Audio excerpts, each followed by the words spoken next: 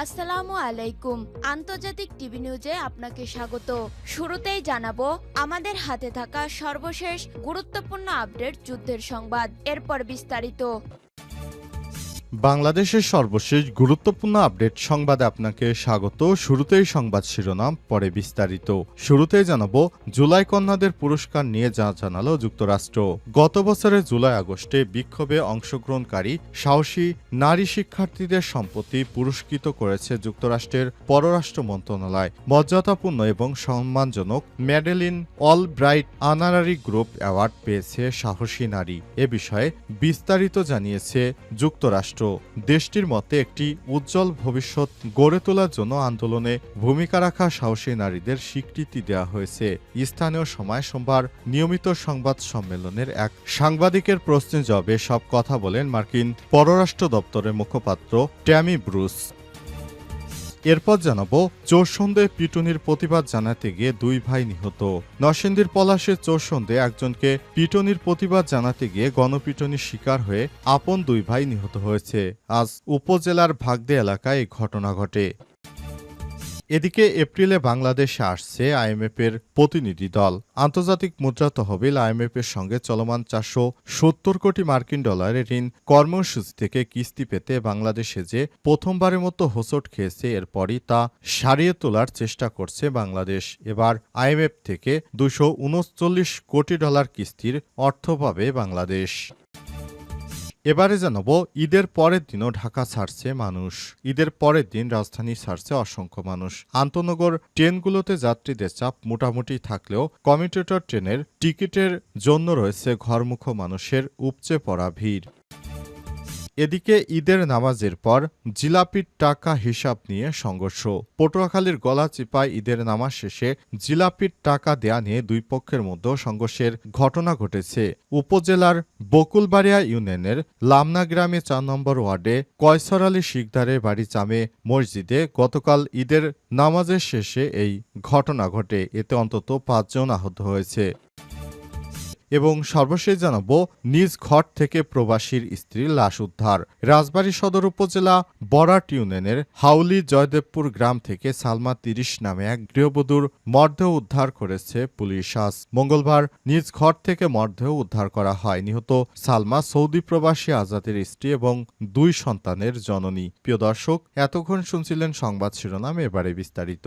তবে তার আগে বন্ধুরা অনুরোধ থাকবে সংবাদটিতে একটি লাইক দিন। এই চ্যানেলে আপনি নতুন হয়ে থাকলে আমাদের সংবাদটি দেখতে দেখতে চ্যানেলটি সাবস্ক্রাইব করে রাখুন। কমেন্ট করে বন্ধুরা আপনার মূল্যবান মতামত জানিয়ে দিন আপনি বিশ্বের কোন দেশ থেকে বা বাংলাদেশের কোন স্থান থেকে আমাদের সংবাদটি দেখছেন এবং শুনছেন। এবারে বিস্তারিত। জুলাই কন্যাদের পুরস্কার নিয়ে যা জানালো যুক্তরাষ্ট্র। গত বছরের জুলাই আগস্টে বিক্ষোভে অংশগ্রহণকারী সাহসী নারী শিক্ষার্থীদের সম্পত্তি পুরস্কার করেছে যুক্তরাষ্ট্রের পররাষ্ট্র মন্ত্রণালয়। মর্যাদাপূর্ণ ও সম্মানজনক Madeleine Albright honorary group award পেয়েছেন সাহসী নারীরা। এ বিষয়ে বিস্তারিত জানিয়েছে যুক্তরাষ্ট্র। দেশটির মতে একটি উজ্জ্বল ভবিষ্যৎ গড়ে তোলার জন্য আন্দোলনের ভূমিকা রাখা সাহসী নারীদের স্বীকৃতি দেওয়া হয়েছে। স্থানীয় সময় সোমবার নিয়মিত সংবাদ সম্মেলনে এক সাংবাদিকদের প্রশ্নের জবাবে এমন কথা বলেছেন মার্কিন পররাষ্ট্র দপ্তরের মুখপাত্র টমি ব্রুস। পুরস্কারপ্রাপ্ত নারীরা শান্তি, ন্যায় বিচার, মানবাধিকার এবং নারী ও মেয়েদের ক্ষমতায়নের সমর্থক বলেও জানান তিনি। ব্রিফিংয়ে ফ্যাসিবাদী হাসিনা সরকারের বিরুদ্ধে 2024 সালে আন্দোলনের জন্য বাংলাদেশি মেয়েরা পুরস্কার পাচ্ছেন। এ বিষয়ে টমি ব্রুসের মতামত জানতে চান এক সাংবাদিক। জবাবে মার্কিন স্টেট ডিপার্টমেন্টের মুখপাত্র টমি ব্রুস বলেছেন তারা 1 এপ্রিল পুরস্কার পাচ্ছেন। পররাষ্ট্রমন্ত্রী মার্কো রুবিও এবং ফার্স্ট লেডি মেলানিয়া ট্রাম্প এখানে পররাষ্ট্র দপ্তরের 19তম বার্ষিক আন্তর্জাতিক সাহসী নারী পুরস্কার অনুষ্ঠানের আয়োজন করেছে। এ সময় তিনি বলেন 2025 সালে এই অনুষ্ঠানে 8 জন সাহসী ও অসাধারণ নারীকে স্বীকৃতি দেওয়া হবে। বিশ্বজুড়ে Madeline Albright honorary group IWC পুরস্কার প্রাপ্তদের স্বীকৃতি দেওয়া হবে, যারা সকলের জন্য একটি উজ্জ্বল ভবিষ্যৎ গড়ে তোলার জন্য কাজ করেছে। মার্কিন পররাষ্ট্রমন্ত্রী IWC পুরস্কার বিশ্বজুড়ে সেসব নারীদের স্বীকৃতি দেয়া যারা ব্যতিক্রমী সাহস, শক্তি এবং নেতৃত্ব প্রদর্শন করেছে। তাদের প্রচেষ্টার ফলে প্রায়শই তারা নিরাপত্তার জন্য বড় ধরনের ব্যক্তিগত ঝুঁকির সম্মুখীন হয়। চোর সন্দেহে গণপিটুনি, প্রতিবাদ জানাতে গিয়ে দুই ভাই নিহত। নরসিংদীর পলাশে চোর সন্দেহে একজনকে গণপিটুনির প্রতিবাদ জানাতে গিয়ে পিটুনির শিকার হয়ে দুই ভাই নিহত হয়েছে। আজ উপজেলার ভাগদী এলাকায় এই ঘটনা ঘটে। নিহতরা হলেন পলাশ উপজেলার কর্তাতৈল এলাকার আশরাফ উদ্দিনের ছেলে রাকিব 25 এবং সাকিব 20। এ সময় গণপিটুনিতে আহত হয়েছে নিহতদের পিতা আশরাফ উদ্দিন ও তার মা রাবেয়া বেগম। পুলিশ ও স্থানীয়রা জানায়, সোমবার ভোরে ভাগদী গ্রামের কুড়াইতলী এলাকায় দুই যুবক অটোরিকশার ব্যাটারি চুরি করতে যায়। সময় টের পেয়ে এলাকার লোকজন হিমেল নামে এক যুবককে ধরে ফেলে আরেকজন পালিয়ে যায়। পরে এলাকার লোকজন তাকে গণপিটুনি দেয়। পরে পুলিশ খবর পেয়ে ঘটনাস্থল থেকে তাকে উদ্ধার করে পলাশ উপজেলা স্বাস্থ্য কমপ্লেক্সে ভর্তি করে। এই ঘটনার জিজ্ঞাসাবাদের জন্য বিকেলে ঘটনাস্থলে যায় কর্তাতলী এলাকার বাসিন্দা রাকিব, সাকিব সহ অন্যরা। এ সময় তারা ভাগদী এলাকার এক অটোরিকশা চালককে মারধর করে। পরে সন্ধ্যায় আবার 30 থেকে 35 জন যুবক ভাগদী এলাকায় গেলে স্থানীয়দের সঙ্গে সংঘর্ষ বেঁধে যায়। এ সময় তাদের আটক করে গণপিটুনি দেয় স্থানীয়রা। এই ঘটনায় গুরুতর আহত দুই ভাইকে উদ্ধার করে নরসিংদী সদর হাসপাতালে গেলে সাকিবের মৃত্যু হয়। উন্নত চিকিৎসার জন্য ঢাকা মেডিকেলে নেওয়ার পথে মারা যায় বড় ভাই রাকিব। তবে স্বজনদের দাবি চোর নয়, বরং চাঁদা নেওয়ার পরিকল্পনা ছিল তাদের এবং চাঁদা নেওয়ার জন্য তাদের হত্যা করা হয়েছে। নিহতের চাচি হাজেরা বেগম বলেন, এলাকার কিছু দুর্বৃত্ত দীর্ঘদিন ধরে চাঁদা চেয়ে আসছিল। চাঁদা না দেওয়ায় আজকে ঈদের দিন ঘুরতে গেলে সন্ত্রাসীরা সাকিব ও রাকিবকে কূপে হত্যা করে। আমরা এই হত্যার বিচার চাই। আগামী এপ্রিলে বাংলাদেশে আসছে আইএমএফের প্রতিনিধি দল।